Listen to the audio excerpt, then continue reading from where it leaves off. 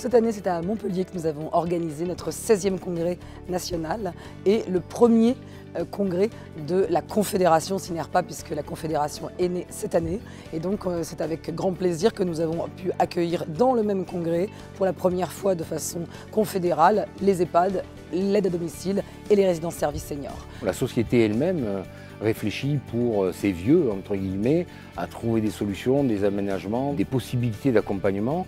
Mais pour soi-même, c'est quelque chose auquel on ne pense jamais. Il est extrêmement important que chaque citoyen commence à réfléchir à son propre devenir, à essayer de l'anticiper. Si le vieillissement est une façon de comparer une année à la précédente, alors c'est un malheur.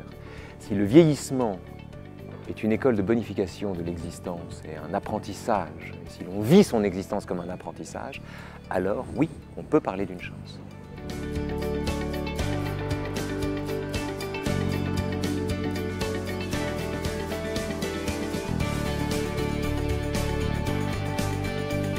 Le Synerpa a intégré cette nécessité pour les services de s'engager dans l'évaluation externe.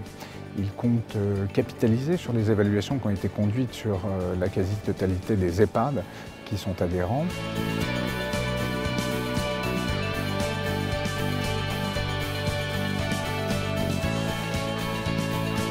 Ce congrès annuel est pour nous à la fois un acte professionnel important, surtout par les temps qui courent. Le syndicalisme professionnel, on en a besoin aujourd'hui.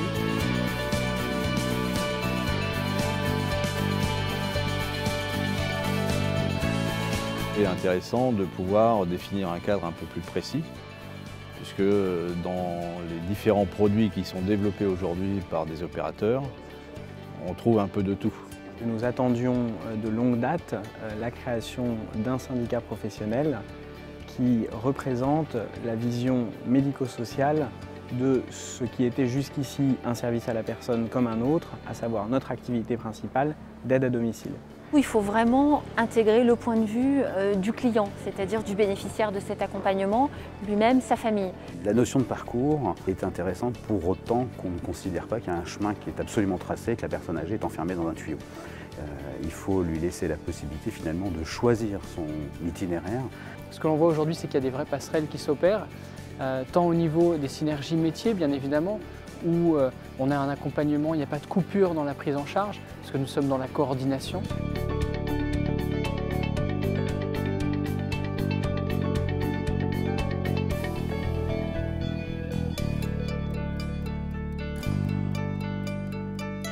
Ce 16e congrès nous a permis d'accueillir 90 exposants et il nous prépare chaque année un espace d'exposition extrêmement moderne.